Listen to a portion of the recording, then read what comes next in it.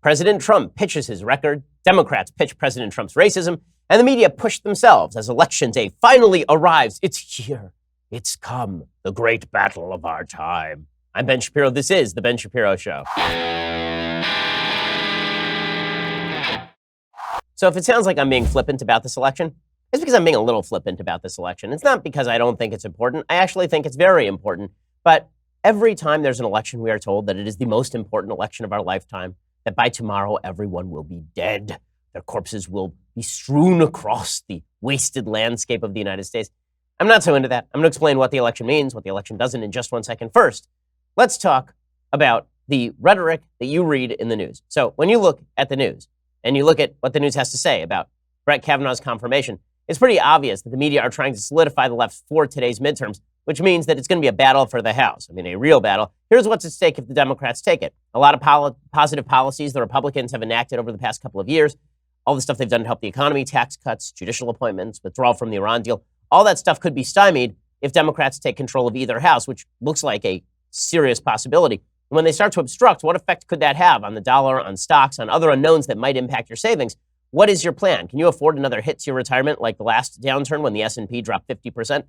Everyone's savings plan should be at least a little bit diversified. Mine is, and yours should be too. The company I trust with precious metal purchases, Birch Gold Group. Right now, thanks to a little-known IRS tax law, you can even move your IRA or eligible 401k into an IRA backed by physical gold and silver, which is perfect for folks who want to protect that hard-earned retirement from any future geopolitical uncertainty. Look back historically, and when the bottom falls out of everything else, gold does tend to safeguard savings. Birch Gold Group has thousands of satisfied customers, countless 5-star reviews, and A+ rating with the Better Business Bureau. Right now, contact my friends over at Birch Gold to request a free information kit on physical precious metals. It's a comprehensive 16-page kit showing how gold and silver can protect your savings, how you can move that IRA or 401k into precious metals if that's something you want to do. To get your no-cost, no-obligation kit, go to birchgold.com/Ben. Again, that's birchgold.com/Ben. Go check it out right now, birchgold.com/Ben. So here we are. Election Day. Now, a couple of quick notes about Election Day. Today, you're going to hear a bunch of celebrities tell you, you must vote.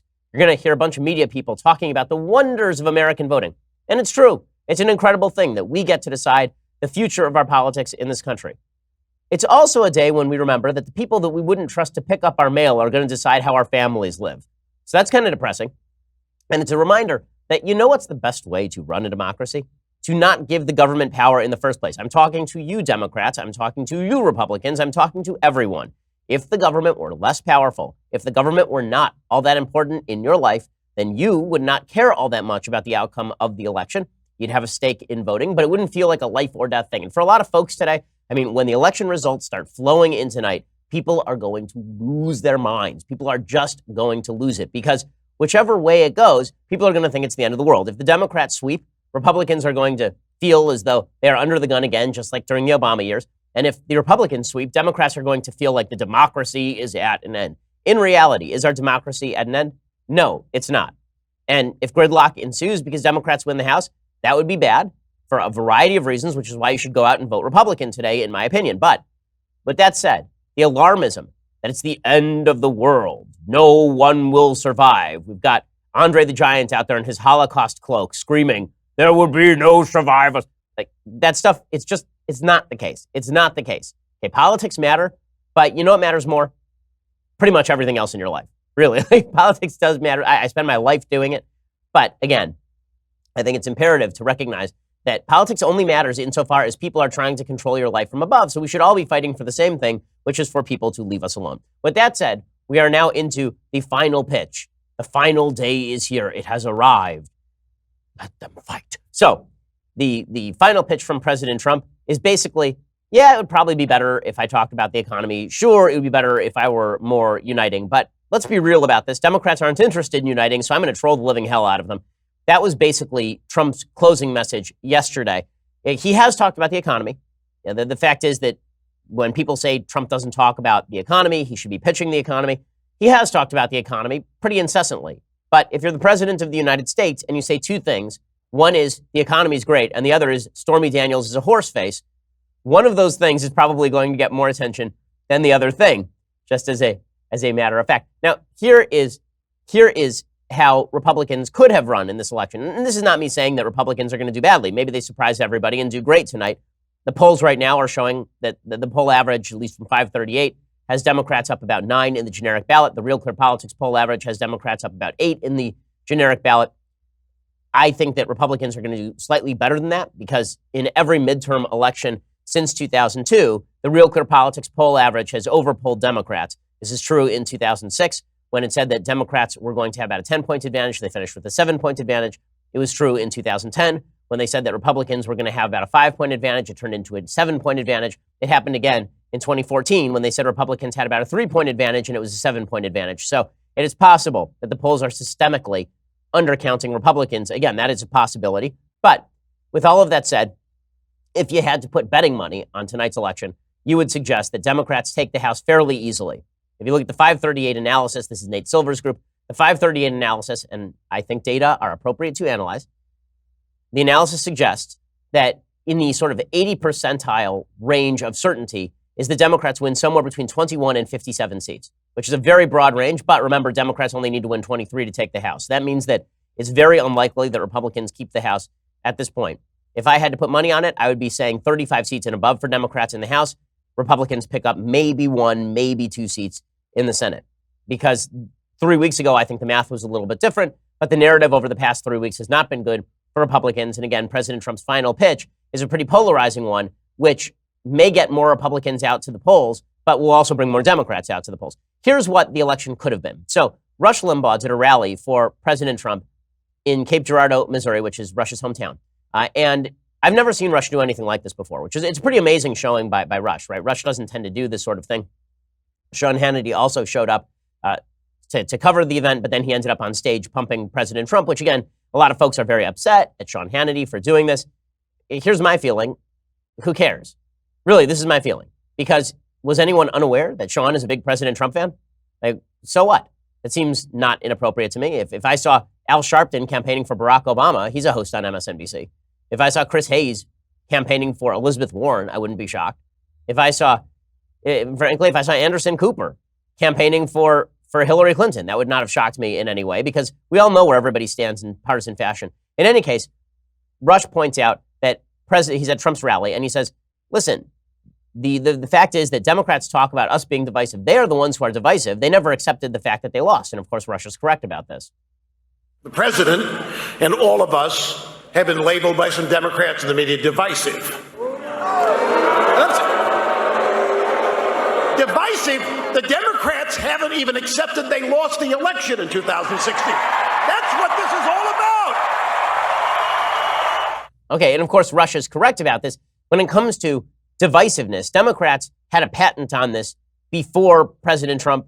President Trump is divisive, and this is the point that I'm going to make here, is that regardless of how the election goes, the best election strategy would have been to run on success.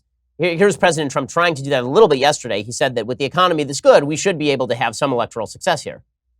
Well, it's almost not understandable. We have the best economic numbers ever to come out. You know, we have probably the best economy that any president's ever had when he ran for office. We have the best economy that there has ever been, let alone for an election. So I think we're going to have tremendous success tomorrow. I think it's going to be great. Okay, that would be a solid pitch. It would also be a solid pitch to talk about how Republicans have improved other aspects of American life. There's a good piece in the New York Post today by Mary Vaught talking about Republicans' impact on health care. Now, her husband, Russ, is deputy director of the Office of Management and Budget, but she's also the mother of a child with a life-threatening genetic disease, so she has a stake, obviously, in the health system, as all of us do. She says, the administration has made expanded access to prescription drugs a top priority. In the fiscal year that ended on September 30th, the FDA okayed 971 generic drugs, which is a record, breaking the old mark of 937 approvals set just last year. Compare that to the 651 greenlit in 2016 under Obama and 492 the year before that under Barack Obama.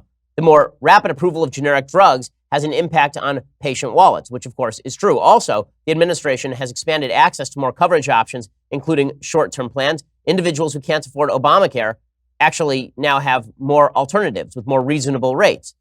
So there are a lot of victories that Trump gets to account for in his first 2 years, but that is not what we're talking about. Instead, what we are talking about is the trollery. And that's because this has been sort of an endemic problem to being conservative in the Trump era, which is that trollery is really enjoyable. Right? Trolling the other side and watching them explode is really enjoyable. And listen, there's a whole line of memes that are dedicated to me destroying the left. Right? There's a whole line of videos of me destroying the left. Now, I think that those videos are useful insofar as they are generally done in the context of a civil discussion, but the right has fallen in love with the idea of owning the left and driving them batty. And they're not wrong that when the left looks batty, they do worse in electoral terms. But when Republicans do the wrong thing in order to drive the left batty, that is not helpful either. President Trump could have walked that line. He has not really walked that line. So here's President Trump doing what President Trump does best, which is speaking from the hip. He says, listen, I'd love to unite, but no.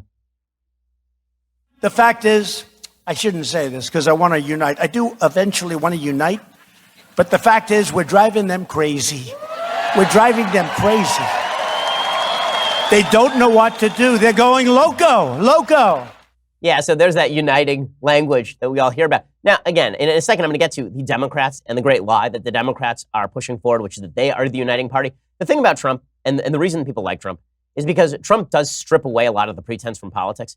And Trump says, all of it, like Barack Obama used to stand up there and go, I'm a uniter. I love to unite people. Also, everyone who disagrees with me is a jerk. They're all jerks. They're the worst. And that was Obama's shtick. Trump gets up there and he's like, listen, I'd love to unite people, but I don't care. It's hilarious. And it's like, okay, fair. All right. But is it a great electoral strategy? You know, here's the thing. When you drive people crazy, they do tend to vote more often. When you make people angry, they do tend to vote more often. Sanguine people don't vote. Angry people tend to vote more often. But this, of course, is also what gets Trump's base out there. So tonight we're going to find out whether Trump actually has a movement or whether the 2016 election was a moment in time. And I don't mean that Trump has to win overwhelming victories in order for us to say that he has a movement. And what I mean by movement is something above and beyond sort of normal Republican voting. Now, the theory in 2016 was that Trump had put together this brand new coalition that was dominant in American politics, reshifting the censor, rejiggering all of our assumptions about politics. And there was a data point, and the data point was the 2016 election. But a data point is not a fact pattern. And so the question tonight is going to be whether that data point starts to look like a fact pattern. So in a second, I want to talk about what would make it look like a fact pattern, and we'll talk about other stuff that President Trump said to double down on this particular attitudinal movement in 1 second. First, let's talk about the air quality in your home. So you're walking around your house and you're hacking up a lung and you don't know why. Well, one of the reasons is because you were too lazy to check your air filters. I know you don't want to sit here talking about your air filters. It's election day, but here's the reality. If you're not thinking about your air filters, you're making yourself less healthy. High pollution levels lead to significant drops in test scores with language and arithmetic, the average impact equivalent to having lost an entire year of education, according to a certain study out of China. Now we know what has been happening on America's college campuses and what could be happening to you. Why you feel like a dummy? It's because you haven't changed your air filters. Well, maybe or maybe not, but you should check it out anyway because filterbuy.com is America's leading provider of HVAC filters for homes and small businesses. Choose from over 600 sizes, including custom options that ship for free within 24 hours plus. They support working Americans. They manufacture all their filters right here in the United States. Save 5% when you subscribe for auto replacement, so you're never going to forget to change those filters ever again. It's not like you have to think about it again. Once you do it, you're done. FilterBuy will save you time and money. You'll breathe better. Apparently, you'll become smarter in the process, so stop procrastinating. That's filterbuy.com, filterbuy.com. Tell them that we sent you. Filterbuy.com. Again, tell them that Ben sent you because I am Ben. Okay, so go check that out right now. As far as President Trump's, what it would take to make me think that President Trump has a movement beyond just the 2016 election, he doesn't have to hold the House. If the losses, the average loss in terms of an off-year election is usually, I want to say that it's about 27 seats, 26, 27 seats. If President Trump is able to hold this below 30 seats, if he's able to hold the losses in the House below 30 seats, and Republicans are able to pick up another 3 or 4 seats in the Senate, then I will think that there is a strong, healthy Trump movement as opposed to just conservatives who see President Trump as their vehicle. And that'll be encouraging in some ways for 2020, for his reelection efforts. If, however, Trump underperforms and the Republicans lose the House in a sweep, and let's say they lose the Senate or they barely hold the Senate by maybe 1 vote, then you have to start thinking that Trump's base is up, right? I mean, it's not like Trump's base isn't going to show up. They are going to show up. Right? The statistics are showing they're going to show up. And Trump is pitching directly to his base. Right? The specific proposal that was made by a lot of Trump acolytes in 2016 is that even though Trump lost the popular vote, he created this new coalition. And the new coalition was activated by him talking straight about issues that he found to be key. And so when he tweeted things that most political observers thought were crazy, that was actually just an aspect of his genius and him catering to this new base that folks had misread. When he makes his final closing pitch about a migrant caravan that is currently 600 miles from the United States border, and people say, okay, well, that is going to push him to victory because he has a secret connection, a great understanding of the public nobody else has. We're going to find that out tonight. We'll see that in the vote totals. Okay, but Trump obviously is doubling down on exactly that strategy. He's going to dance with the gal that brung him. And so here he was going after a protester. And listen, there is a charm to this. I'm not against President Trump being aggressive. My only question about Trump's aggressiveness is whether there is a way to channel it in more productive fashion. Because, listen, I'm a pretty aggressive dude myself politically. I'm no stranger to flipping off protesters. But the question is, and I think the question's been answered. Does President Trump have any interest in hemming himself in and using his aggressiveness in channeled ways? I think the answer is probably no. But that's what makes him amusing to his supporters. So here's President Trump going after a protester at his rally last night. All right, get him out of here, please. Get him out. Out. Out. Go home to mommy. Go home to mommy. Okay, and of course, this is how the right feels about these protesters who show up and start screaming. And President Trump didn't stop there. He also went after Elizabeth Warren again, called her Pocahontas, and then he explained he's never going to stop calling her Pocahontas, because why would he? I can't really legitimately call her Pocahontas anymore because the press will say I'm misrepresenting. Okay. I'll call her Pocahontas anyway. But Trump's playing to a crowd, right?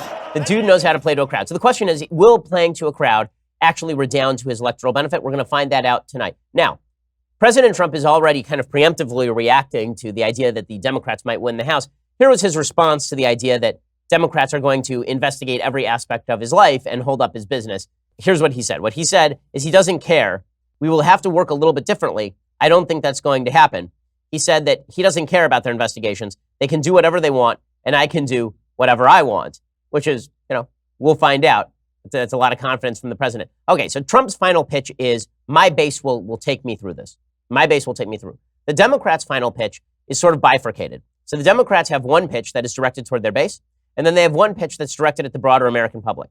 The pitch that is directed at their base is, we will be just as aggressive as Trump, we'll be just as mean as Trump, we'll be just as nasty as Trump. And then the pitch that is directed toward the general public is, we are nice, happy, wonderful people. We are innocents in American politics, like newfound babies lying in a basket at a church door, left there. Won't you adopt us and make us your own? Right, so these are the two pitches that Democrats are making. They're making them simultaneously. So on the aggressive side, you got folks like Mazie Hirono, senator from Hawaii, and she is, again, doing this. When they go low, we fight back. Remember, Eric Holder said, when they go low, we kick them. Here's Mazie Hirono saying the day before the election, when they go low, we fight back, which obviously, but don't worry, Democrats have never engaged in inflammatory rhetoric of any kind. But here's Mazie Hirono doing just that. He is throwing everything out there in trying to make sure that the midterm elections go the way he wants by not just dog whistles, but I would call it a bullhorn. And really, when he goes low, we have to fight back. Okay, so the Democrats are saying to their base, we are going to go as radical as you think we're going to go, right? That's what's coming here.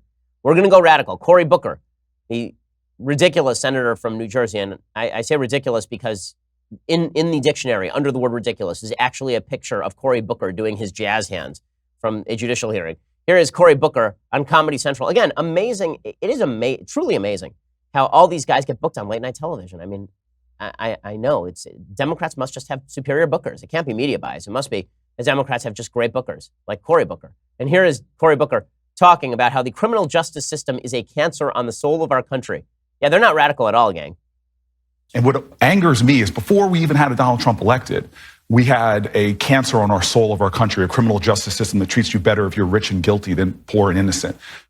That is not true.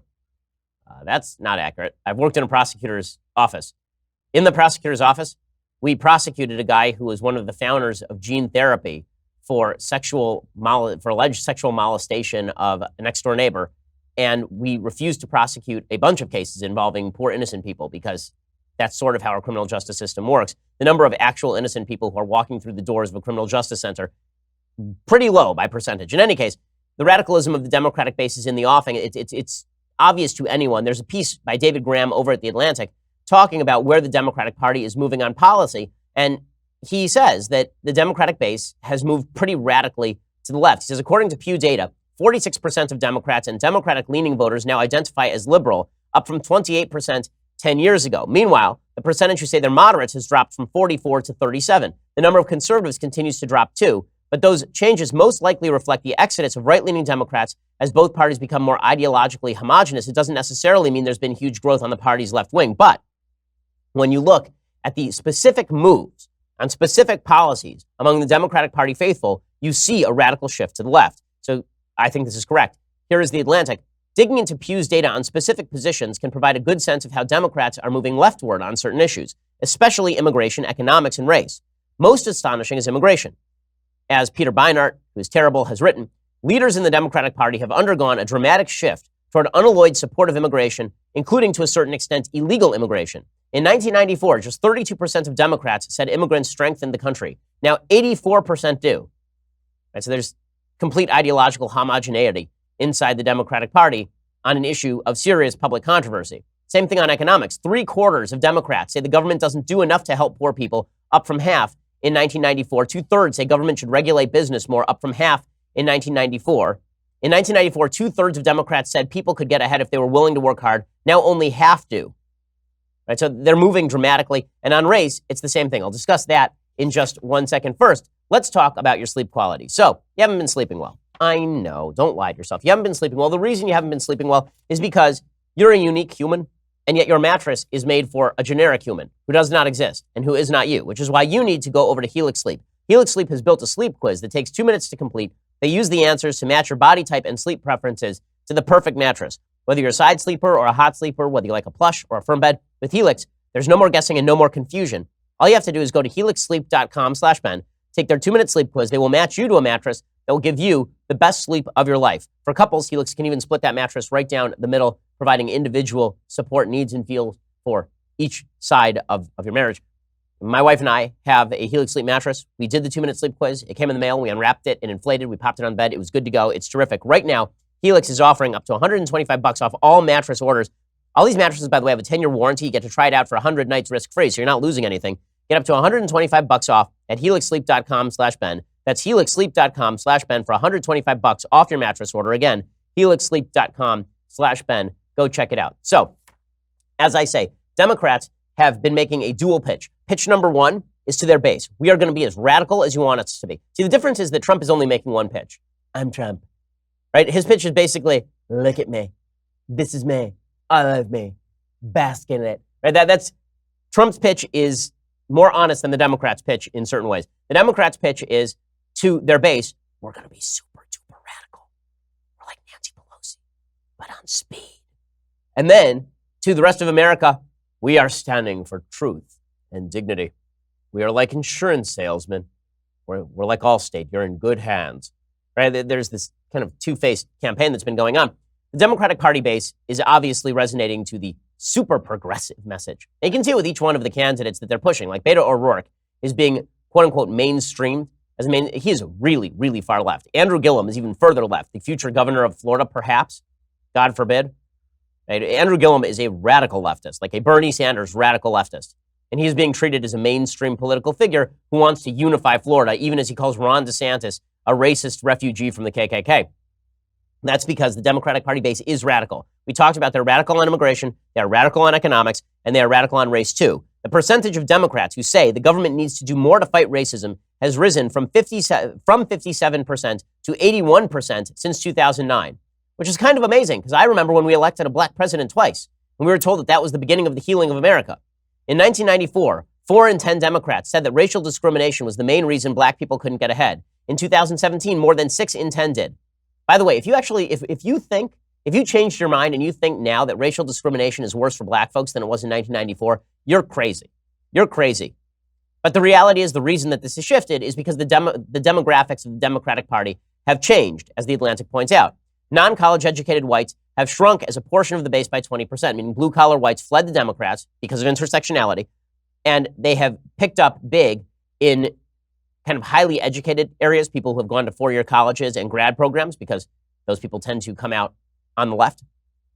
And they also have picked up heavily in minority demographics.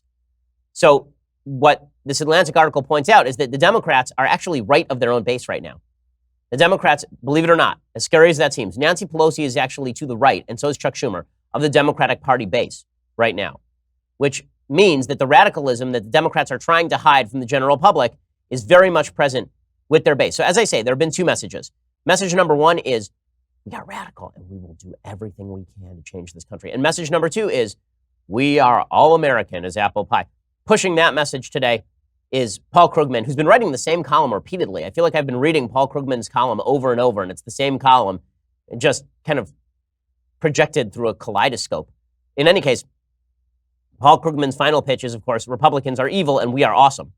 And he suggests, this is literally the title of his column, Last Exit Off the Road to Autocracy. Okay, so I find it hilarious that the media are suggesting that Donald Trump is an alarmist on politics. It's true, but you know who else is an alarmist? Your Nobel Prize winning columnist at the New York Times, who legitimately just suggested that autocracy is on its way.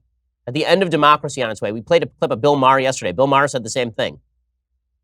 I love this. They're very angry because in Georgia, Brian Kemp is the Republican Secretary of State, and he oversees elections, and he's running against Democrat Stacey Abrams, and he has purged a lot of names from Georgia's voting rolls. The reason he's purged those names is because they include people who have shifted addresses and not actually re-registered. It's people who are dead. It's people who have moved out of state. And not only that, there are a bunch of people who didn't register properly, and they were purged from the voter rolls because they didn't register properly. But according to Paul Krugman, this is all an attempt to get rid of the votes. Now, this is just another version of the same argument the Democrats made in 2004 with John Kerry, suggesting that the Diebold machines had been hacked. And the reason Democrats are losing is because something nefarious is going on with the voting population, that it's voter suppression that is preventing the victory of Democrats. It's not voter suppression.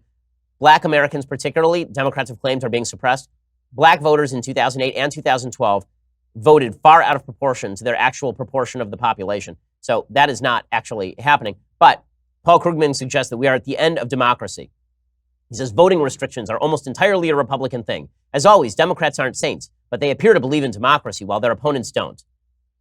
Really? This is where we're going, Paul Krugman? Republicans don't even believe in the fundamentals of our democracy? Listen, if you believe this, if you're on the left and you believe that Republicans don't even believe in the fundamentals of the democracy and they are out to steal elections through rigging the ballot box, you should pick up a gun and you should start going to war.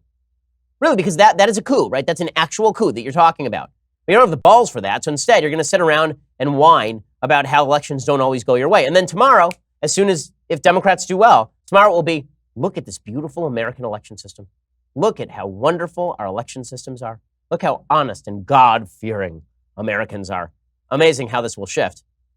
Paul Krugman finishes, with the crucial moment here, everyone should bear in mind what's at stake. It's not just tax cuts or health coverage, and anyone who votes based simply on those issues is missing the bigger story. For the survival of American democracy is on the ballot. The survival of American democracy is on the ballot. Listen, I didn't like this crap when I was getting it from the right and the left in 2016. Oh my God, if Trump doesn't win, the country's over. Oh my God, if Hillary Clinton doesn't win, the country's over. No, it isn't. No, it isn't. Okay, and this crap where you say stuff like the survival of American democracy is on the ballot, really, does Paul Krugman really believe nobody's going to vote in 2020? Is that what he thinks? Does he really think that the direction of the country is that there will be no more democracy if Republicans retain a majority in the House and the Senate? Have they ended democracy over the past 2 years? If not, why not? Apparently, they're just as evil. Like they're willing to cram through alleged rapist Brett Kavanaugh. They're that evil. So why didn't they just end democracy then? This sort of alarmism is really, really terrible. I decry it when I see it on my own side, and it's much stronger on the left than it is on the right these days. You know how strong the alarmism is on the left? I'll give you some evidence. So I'm old enough to remember, because I'm a month old, I'm old enough to remember when the Democrats thought that Brett Kavanaugh on the Supreme Court was the worst thing that had ever happened to the United States. We were all going to die. Millions would perish in hell flame. And Brett Kavanaugh was a rapist. Then Republicans started investigating all of the actual allegations over time. The Senate Judiciary Committee released more information, and it turns out there's no information. It's weird. Like, you remember when an alleged rapist got elected president of the United States, Bill Clinton, and the Republicans never stopped complaining about it? Isn't it weird how nobody talks about Brett Kavanaugh, and it's like a month later? Because it was all ginned up. Right? A lot of it was ginned up by some folks on the left. Now, there are some people who I think had legitimate concerns. I think that was minority. I think the people in political power were trying to gin things up for alarmist purposes because that's what they do. Okay, in just a second, I want to talk a little bit more about this, also the media's role in how this election plays out in just 1 second. But first, let's talk about how you can cook better tonight. So you don't want to go to a restaurant. It's too expensive. And not only that, it's a hassle to schlep your kids in the car where they're just going to throw stuff at each other. Instead, it is better to stay home and cook a meal with your family. But that entails you having to go to the grocery store and get ingredients and buy too much and throw out the extra. Or you could just subscribe over at Blue Apron. Blue Apron delivers farm-fresh ingredients and step-by-step recipes to your door. Their mission is to make incredible home cooking accessible to everyone. They achieve this by supporting a more sustainable food system, setting the highest standards for ingredients, building a community of home chefs. Here's how it works. You let Blue Apron do the meal prep for you. It's dinner in as little as 20 minutes. You choose chef-designed recipes. They deliver fresh, seasonally inspired ingredients. You can cook these meals in as little as 20 minutes, and these are gourmet meals. Every week, at least 3 recipes are built with your busy schedule in mind, where Blue Apron has done the meal prep for you. That's the sauces, the spices, the ingredients, the whole shebang. Blue Apron offers a range of recipes bursting with flavor, whether you're looking for quick and easy meals or full culinary cooking experience. Blue Apron lets you choose from a range of recipe options. Folks around the office have been using Blue Apron for years. They just love it. Check out this week's menu. Get your first 3 meals for free at blueapron.com/Shapiro. That's blueapron.com/Shapiro to get your first 3 meals for free. Blueapron.com/Shapiro. Blue Apron is indeed a better way to cook. I mean, I'm looking at these meals right here. Sometimes I wish I didn't keep kosher. I mean, you're looking at things like hot Italian sausage pizza with roasted peppers and olives, beef and broccoli and cumin spiced sauce, hearty vegetable grain bowl with avocado and creamy fig dressing. I'll be honest, that last one doesn't sound as good as any of their meat dishes, but these are all awesome. Go check them out right now, blueapron.com/Shapiro. Okay, so I do want to get into the latest report from the Senate Judiciary Committee, and also I want to get into the media bias that's been evident throughout the selection cycle and that continues on a day-to-day basis. But and a quote from Barack Obama, I just have to play for you. So a lot coming up. But you actually have to go over to Daily Wire to subscribe. Why should you subscribe? Besides the fact that I'm asking you to, that I'm begging you to.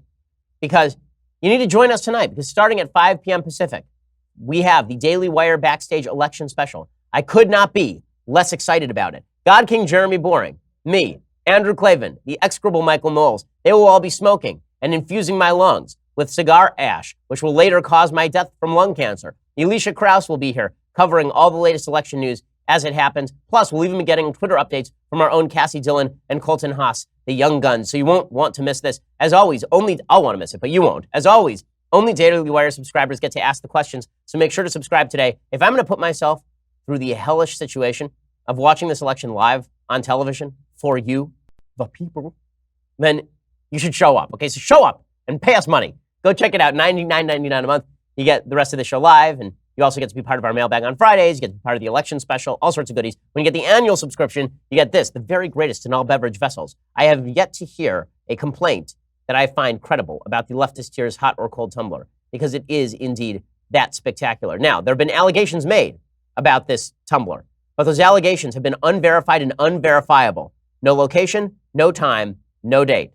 Okay, so you're going to have to go check it out yourself. Leftist Tears Hot or Cold Tumbler. $99 a year, you get the annual subscription. Or check us out at iTunes, YouTube. Please leave us a review on iTunes. It really does help with the rankings over there. We're the largest, fastest growing conservative podcast in the nation.